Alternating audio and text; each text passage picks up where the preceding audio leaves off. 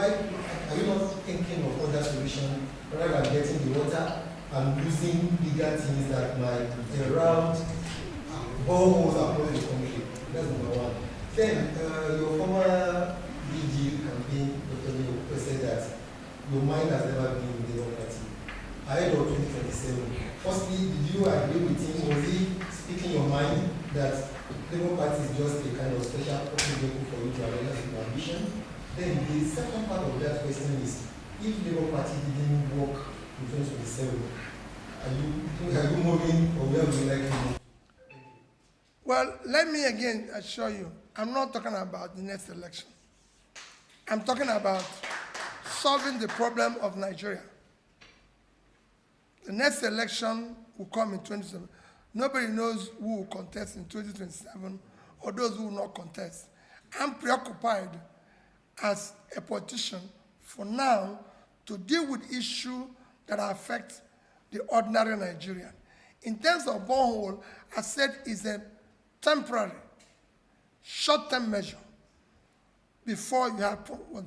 If you have a situation where you have accident today, let me tell you, and they take you to hospital, and you need blood, there's an occasion where they will use a bit of a matching blood to deal with the system first until they get the right thing. So it is important that you understand. I didn't say this should be the solution. When I was governor, I did borehole in all the secondary schools. I know that when I was a student, we had a pipe-borne water in the school.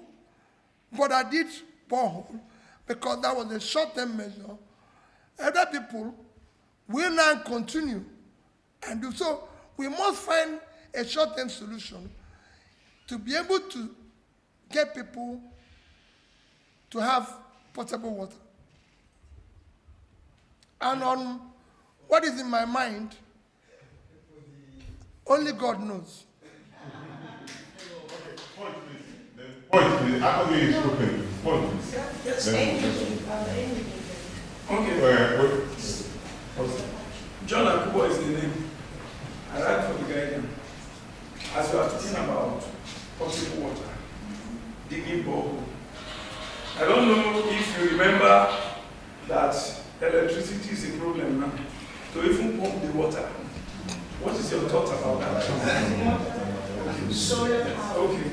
Then, on the issue of your party, a recent convention by the party portrayed a dysfunctional party, and your foray into politics using Labour Party gave an image to Labour Party. Now that there is a disarray, is it not a moral burden that where you were, things that are unimaginable, things that the existing parties, APC and PDP, never did, the Labour Party is doing it. The convention took place without the normal World Congress and the rest of them, and at the convention, they handed over the ticket of 2027 to you, and that of Abia State Governor. Don't you think everything is abnormal here? Let me tell you, as you imagine the abnormality in Labour Party, it is not anything to be compared with what is happening in the other two parties. It is far minor, and it's something that will be dealt with. We're dealing with a system. Every system has its up and down, and it will be managed and everything. And I assure you, this will also be dealt with. There's nothing out of control in this exercise. Things go wrong and it's corrected. And I assure you, we'll deal with it.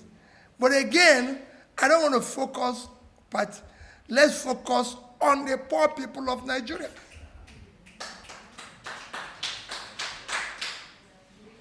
My name is I write for Nigerian Tribune. Two questions. One is a follow-up to the issue of the borehole. We know that the technology related to cracking hills, rocky plains to pull out the stones we use either for houses or roads by borrowing of holes in several parts before the dynamites are set in. And the essence is when they borrow these holes, it weakens the strength of the hole. And that is where I have a concern with the issue of having boreholes in repeat across the country as a short-term measure. Because in the long term, how will these holes be filled back to be able to reduce that issue of the simple geography we learned in school that earthquake and other result from shift. And when you have such weakness in multiple places, that may cause that. Then we can't run away from your party, sir, because it is a vehicle that brought you more to many Nigerians than the fewer Nigerians who knew you before the 2023 election. I do know that in one of the briefings, I was not there, but I read it. He said that, I think he said that an auditor has been hired to look into the books of the party when the issue of the monies were coming up, so that we have it there. What is the status of that? And why is nothing seems to be heard about? Thank you. Have you ever heard that other parties audited their accounts? No, the Labour Party is... Yeah, we're doing that. We're doing that. We're not going to be reporting to you daily on the auditor's report.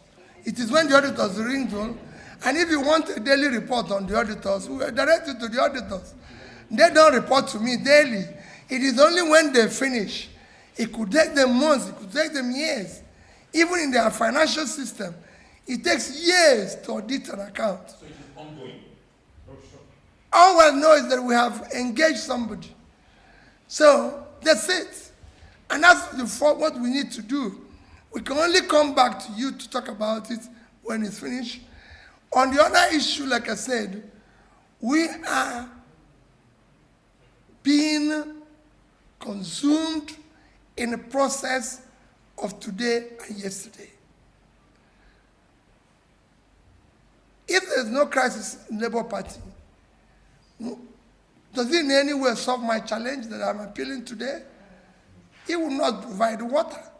Will it deal with the Nigerian school system? No. I came to appeal for a different thing. And I listened to your concerns. And we will deal with that concerns. But please, I'm pleading with you, do not allow that to undermine my appeal. My appeal is what will help the poor people live a better life. That's what I go around. I've been going around this country trying to help in any way I can. And I'm appealing to other people to do the same thing. And that appeal, I need to enlist you as a partner, the press as partner, to help us to continue that direction without allowing it to be muddled up with the issue of party or no party. People, when we drill water, there's no party involved. There's no this. When I talk the issue of road now, is there any road built by any party? We want to road so people will pass. So let's deal with the issues. Is there any party that buys food cheaper? So you say, if we solve this, it would have solved this. So let's deal with the issues that are bothering our people today. The last one. Okay, sir. Oh, Okay. Okay. Okay, there is this talk of an alliance between you and Atiku to form a major party. Again, we're going back to my appeal. My appeal this morning is about issues that bother on people. If there's an alliance, will it provide potable water? Will it drill a borehole? If there's an alliance, will it make school work? I will appeal that we concentrate on this my challenge and leave everything. The day we discuss politics, I assure you people I'll spend time with you. Today is strictly to appeal And I want to enlist you people. In your villages, what I'm saying today is that. And what we're doing in this country is not fair to the people of the country because we bother ourselves on issues of election, transaction, all sorts of things that does not concern the people. It is about the people. I've never gone to any of where I'm drilling borehole or paying for people to eat and everything and mention party. I will even tell them, I'm not here on campaign. You can vote whoever you want to when the campaign comes. However, I'm here to ensure that I support your well-being. And the well-being of the poor people is my concern 24 hours.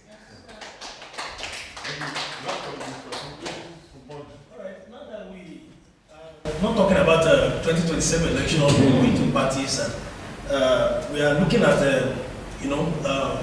having Quranic education vis-a-vis the Western world.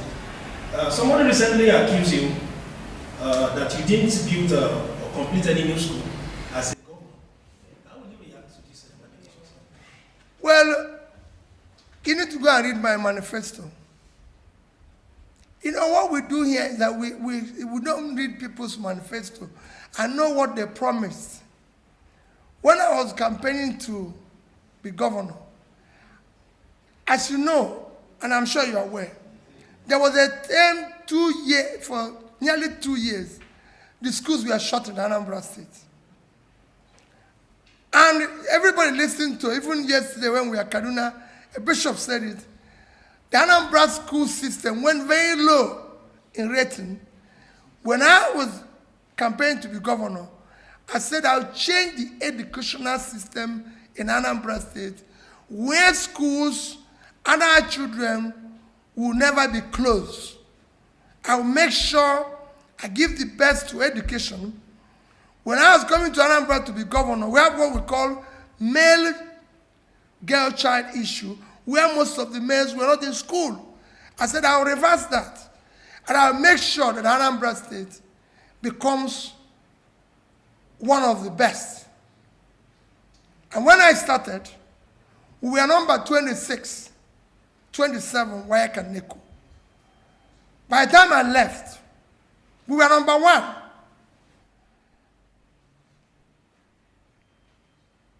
That is what. When I went to Anambra State, I know the state of the schools. When I left, every secondary school in Anambra State had, like I said, a borehole, they had computers, they had vehicles, they have generator. No other state in this country, not one, will say they were able to fit.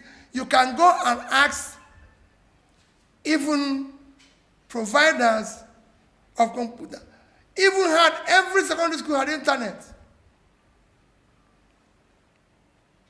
You can go and ask one of the famous makers of computer sets. Let me remember their name now. No, Zynos is the agent we use, but it's what we bought was the HP.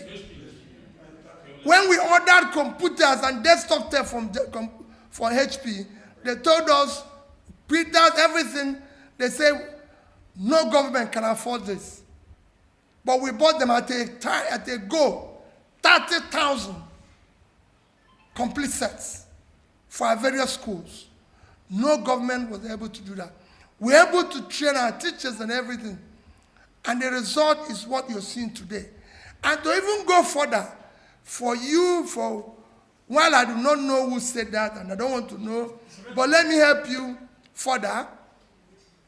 The only measure of development while I served as a governor is Millennium Development Goals, which was initiated in the year 2000 with Nigeria and over 150 countries as signatories. That is what China used to change. The MDG goals by the year 2008. That is clear 8 years after I had started. But by the time it was concluded in 2015, Anambra was #1 in implementation of that. I was even invited to United Nations to come and talk about my experience. That is measured by UNDP. This is not a measurement where you say Peter scored himself high. And I can tell you, our school, our hospitals, and assistants became model for every other person. So I believe that we did the right thing. Those who are looking for the wrong thing, what I promised the people are delivered. I live in Anambra State today. I live in Onitsha. I'm just going there now. Thank you. Thank you very much, Mr. Thank you very much for coming out. Thank you. And God bless you. Thank you, Excellency. Thank you. He didn't score himself. UNDP scored him.